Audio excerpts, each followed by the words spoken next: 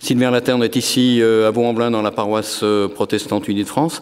Vous vous occupez d'une initiative qui a lieu le 1er de chaque mois autour du climat et qui consiste en un jeûne pour le climat. Alors, de quoi s'agit-il exactement? Alors le jeûne pour le climat est un mouvement mondial. Donc ici, nous ne sommes que la composante lyonnaise. Je suis l'une des petites mains d'un vaste mouvement. Donc, comme son nom l'indique, c'est assez clair. Il s'agit de jeûner.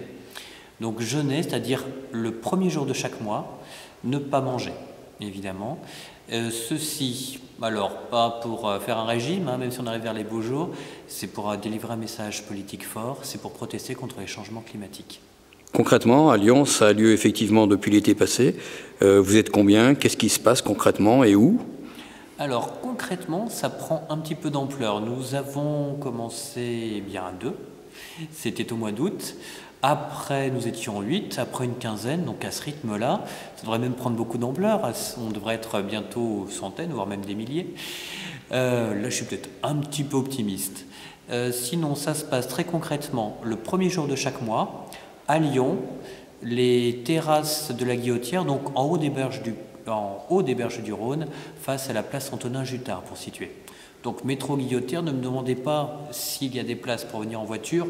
Non, on vous demande d'ailleurs de ne pas venir en voiture, s'il vous plaît. Et alors concrètement, qu'est-ce qu'on y fait? Parce qu'on a jeûné pendant la journée et on se retrouve pour discuter, pour prier, pour quoi faire? Alors pas pour prier, puisque c'est un mouvement qui n'est pas religieux, le jeûne pour le climat, qui se décline alors qu'on soit athée, bouddhiste, catholique, protestant, peu importe. Musulmans, voilà, juifs.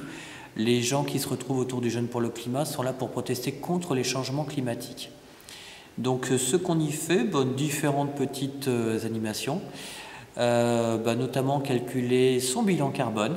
C'est vrai que les citoyens qui viennent sont des citoyens engagés, donc pensent toujours pêche un petit peu de ce côté-là, c'est-à-dire pensent toujours être les meilleurs, ne pas avoir d'efforts à faire. Et en fait, on s'aperçoit que non, même en faisant très attention, le bilan carbone de nos modes de vie actuels reste assez lourd. Il y a également des jeux beaucoup plus ludiques, le jeu de la ficelle notamment, justement pour comprendre son implication sur ces mécanismes